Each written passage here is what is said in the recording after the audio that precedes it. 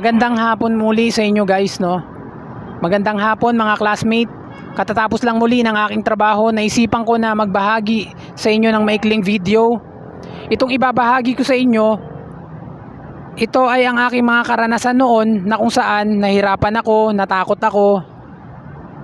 Sana sa mga videong ito na inyong malalaman, makapulot kayo ng kaunting kaalaman, counting knowledge, may apply nyo kung kayo ay nahihirapan ngayon sa anxiety disorder. Tapusin mo ang video na ito, maaaring makapulot ka ng aral o knowledge nang sa ganun ay may apply mo kung isa ka man ngayon sa nahihirapan sa anxiety disorder mo.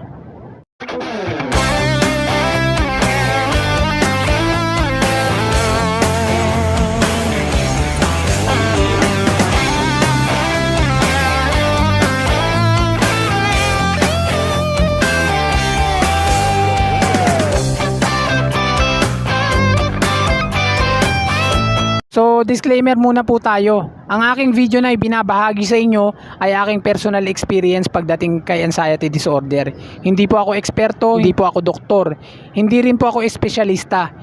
Ito ay base lamang po sa aking sariling karanasan sa anxiety disorder. Ito pong ibinabahagi ko sa inyo, no. So maraming salamat po. So back to topic na tayo, no. Ang pinakahuling sintomas na naranasan ko talaga, tapos takot na takot ako dati, yung pagkahilo. Ito yung sinasabi ko sa inyo na pagkahilo na hindi siya hindi siya katulad ng hilo na nararanasan mo kapag may trangkaso ka o lagnat ka. Hindi siya yung hilo na yun eh. Kakaibang hilo talaga, imbalance, parang matutumba na tawag dito. Na talagang nandun yung bigat sa ulo, halo-halong hirap talaga. Minsan pa nga naka-duty ako nun, talagang nandun yung bigat ng ulo. Minsan pa nagro-roving ako, bilang isang security guard, na-assign ako sa roving, no. So nandyan yung para ako matutumba talaga sa sobrang hilo, sobrang bigat. Nandun na tayo sa mahirap sa mahirap, pero kailangan mo talaga siyang salubungin, no. Kailangan mo siyang salubungin na kung saan sa pagsalubong mo na yun araw-araw, no.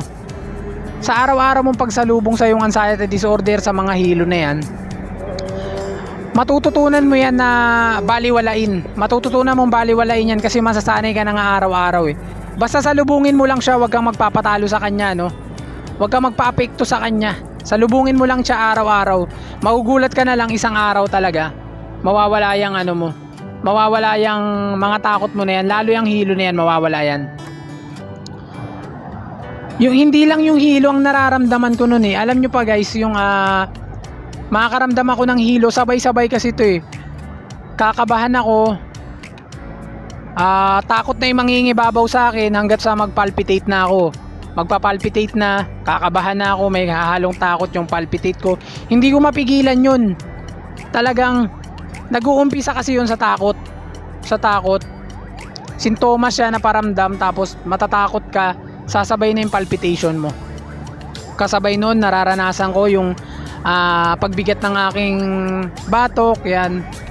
Nararamdaman ko yan. Bigla akong mahihilo, tapos manghihina na para kang ano ba to? Paano ko ba maihalin tulad? Para kang lobat na lobat. As in nangangatog yung mga tuhod mo, ganun ang pakiramdam nun. Ano ko yan, tawag nito? Danas na danas ko dati yan. Na ang buong akala ko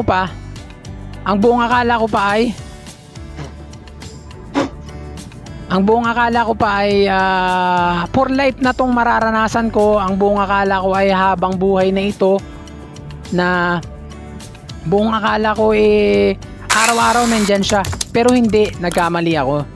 Talagang babalik at babalik kayo sa normal.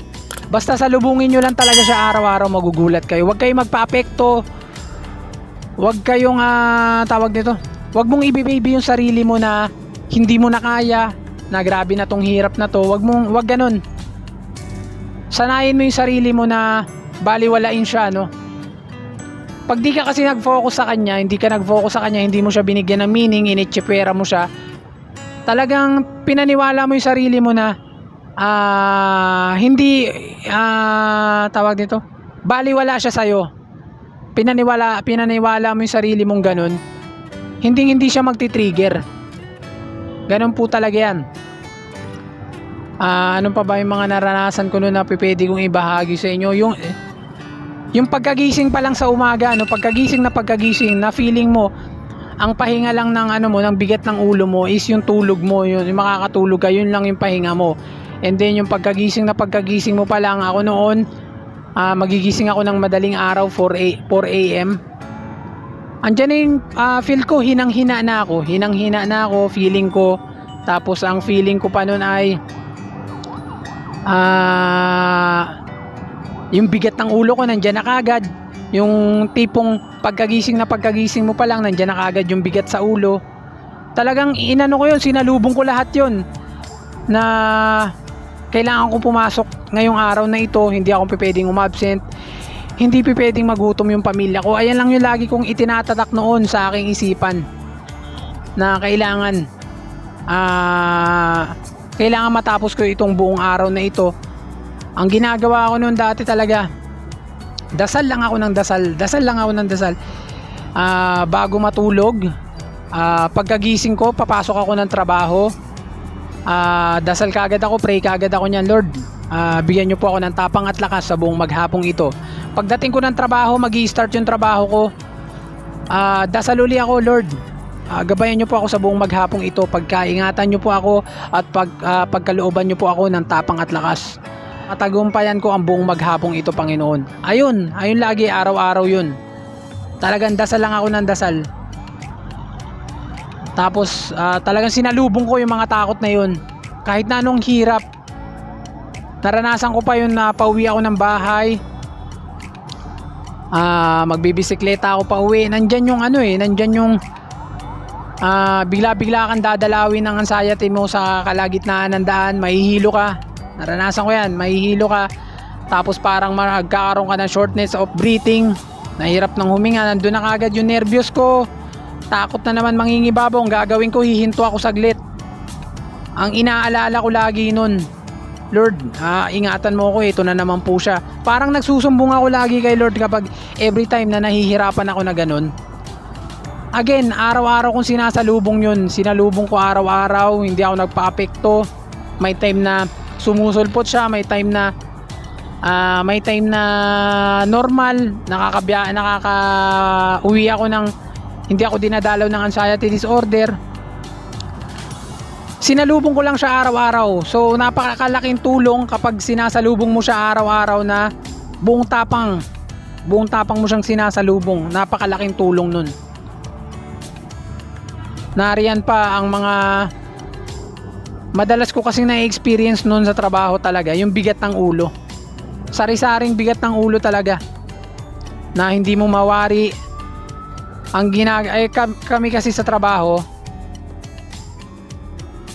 Kami kasi dito sa trabaho, meron kaming every Monday, meron kaming BP, meron kaming BP every Monday yon. So ang nakakapagpalakas ng loob sa akin nun, every time na nagpapa-BP ako, normal naman. So ang naiisip ko nun, baka high blood ako eh. Pero pagka nagpapa-BP ako every Monday, mabigat yung ulo ko, pangit ng pakiramdam ko na feeling ko high blood ako, and then magkakanda kami ng BP, normal naman yung blood pressure ko. So kakalma na ako nun. So malaking tulong din sa akin yung namomonitor ko yung yung BP ko, kasi every Monday talaga meron kaming BP. Pero kung malakas pa yung anxiety disorder mo, kasi isa yan sa magpapatakot sa'yo, yung lagi mong minomonitor yung BP mo, yung conscious ka about sa BP mo, na feeling mo high blood ka. Kapag malakas pa yung anxiety disorder mo, wag mong gawin yan. Hintayin mo yung araw na medyo lumalakas na loob mo bago ka magpa-BP, bago mo i-monitor yung BP mo. Kasi isa yun sa nagpapatrigger eh. Kapag lagi mo minomonitor yung BP mo, ang lakas pa ng nervyos mo, minomonitor mo na yung BP mo, araw-araw mo minomonitor, iwasan nyo po yan, isa sa nagpapatrigger yan. Kasi ito po ang advice ko lang, 'di ba? Hindi tayo kinukuha ng BP kapag pagod tayo, kapag hinihingal tayo, hindi tayo kinukuha ng BP, 'di ba? Kinukuhanan lang tayo kapag nakapahinga na tayo. Yun kasi yung pinaka-normal na ano natin, pinaka-normal na BP na makukuha sa atin. Unlike kapag kinuhanan tayo na pagod sa atin, so hindi yun yung normal na BP na makukuha sa atin kasi pagod tayo. Ganon din po kapag may anxiety disorder tayo. Kapag nervous tayo, hindi yun yung normal na BP natin eh. So, wag kayong matatakot na magpa-BP. Ano nyo lang ang tawag nito? Ikalmahan nyo lang palagi. Kapag nervous ka tapos nag-BP ka, hindi yun yung normal na ano mo, hindi yun normal na BP mo. So, wag kang matakot, wag kang tawag nito, wag kang kakabahan kung nagbi-BP ka. Huwag kang kakabahan. Yang morning anxiety na sinasabi nyo na sa umaga pa lang pagkagising nyo, pangit na ng pakiramdam nyo, naranasan ko yan, yung morning anxiety na yan, kung paano i-manage yan. Nangyari sa akin noon nga, ulitin ko lang banggitin muli, no? Pagkagising ko pa lang, ang sama na ng pakiramdam ko, mabigat na yung ulo ko, parang nanghihina na kagad ako, parang di ko na kayang pumasok. Yung tipong tamad na tamad ka pumasok dahil sa pangit mong pakiramdam. Yung tipong parang nakapahinga ka lang ng saglit dahil dun sa tulog mo, and then pagising mo, andyan na, mararamdaman mo na yung bigat sa ulo. Naranasan ko po yan. Naranasan ko yan. Na-overcome ko naman yan.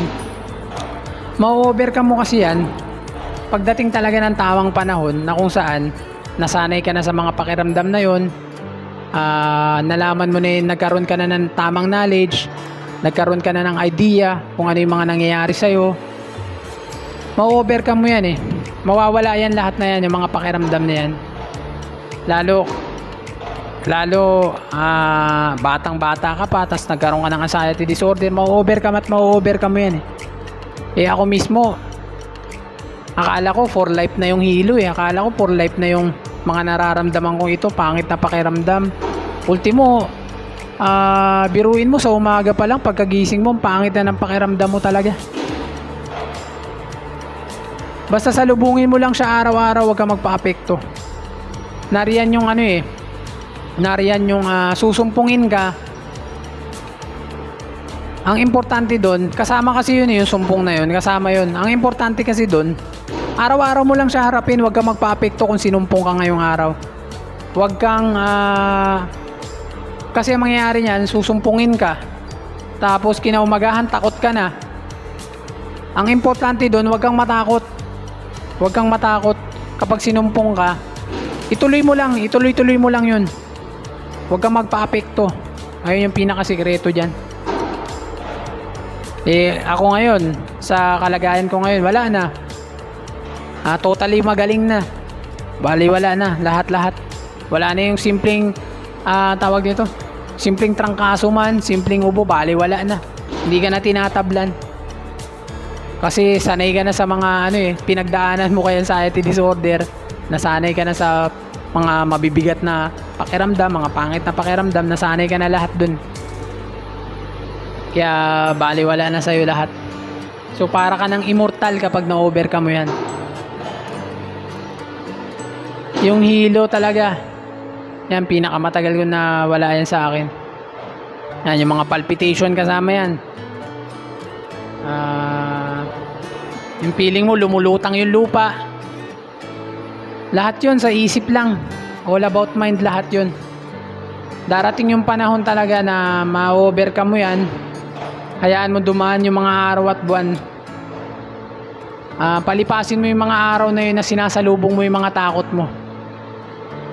Yan yung mga paghihirap ko noon kay anxiety disorder. Minsan pa nasa bahay na ako lahat-lahat, no?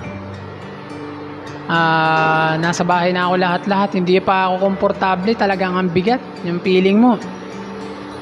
Feeling mo high blood ka talaga, feeling mo talaga ganun. Papabili ka agad ako nun ng pineapple juice. Papabili ka agad ako nun. Kahit normal yung ano mo, kasi tatakutin ka niya sa lahat ng ano sa lahat ng bagay, tatakutin ka niya. Ultimo sa pagkain. Naranasan ko yung tawag nito. Sa palengke, bigla-bigla na lang siyang susulpot, no? May hilo ako again, ikakalmahin ko uli yung sarili ko nun. Naranasan namin lahat yan, lahat ng hirap na yan.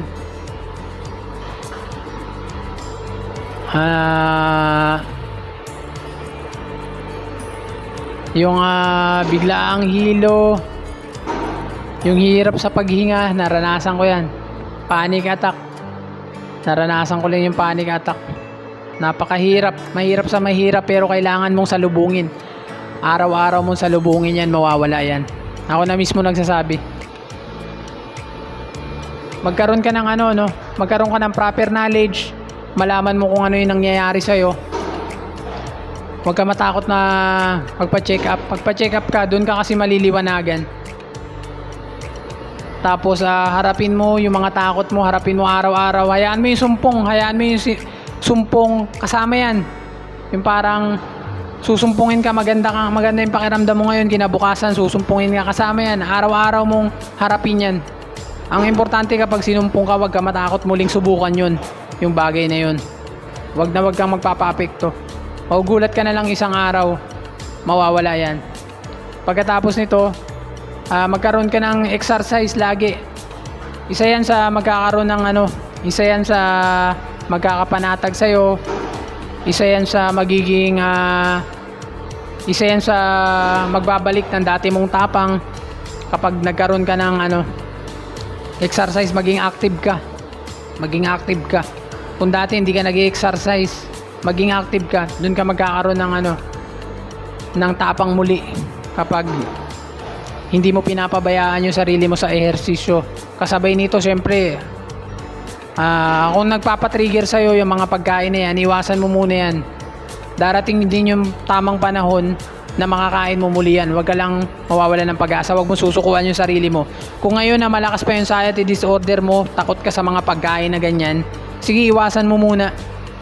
Pero darating yung time na sa pagsalubong mo sa mga yan, sa mga takot mo na yan, darating yung time na makakain mo muli yan. Higit sa lahat, pinaka number 1 talaga, kapit sa taas, kapit kay Lord. May kasabihan nga tayo, kapit lang, di ba? Tibayan mo yung pananampalataya mo. Again, lagi kong sinasabi sa inyo, no, hindi sapat kung nananalangin ka lang. Hindi sapat na nagdarasal ka lang araw-araw. Hindi sapat yun. Patunayan mo rin kay Lord na kaya mo yan, na matapang ka. Lord, kaya ko ito dahil kasama kita. Patunayan mo rin sa Kanya. Patunayan mo rin sa Kanya yung pananampalataya mo. Halimbawa, pumasok ka ng trabaho sa kalagitnaan ng biyahe, sinumpong ka. Instead na bumalik ng bahay, wag kang babalik. Ipakita mo kay Lord, Lord, na kaya ko ito. Nariyan po kayo, hindi nyo po ako pababayaan. Ayan. Yung pagdarasal nyo, sabayan nyo ng tapang, sabayan nyo ng pananampalataya. Tunay na pananampalataya dahil pagsubok lamang ang lahat. Base sa aking experience, pagsubok lamang ang lahat. Makakabalik kayo, makaka-recover kayo 100%. Basta sinasalubong nyo lang yung mga takot nyo araw-araw. So maraming salamat guys, maraming salamat classmate sa patuloy nyong pagsuporta sa ating munting channel, no. May munti lamang akong hiling. Maaari po sana na don't skip ads po tayo, no.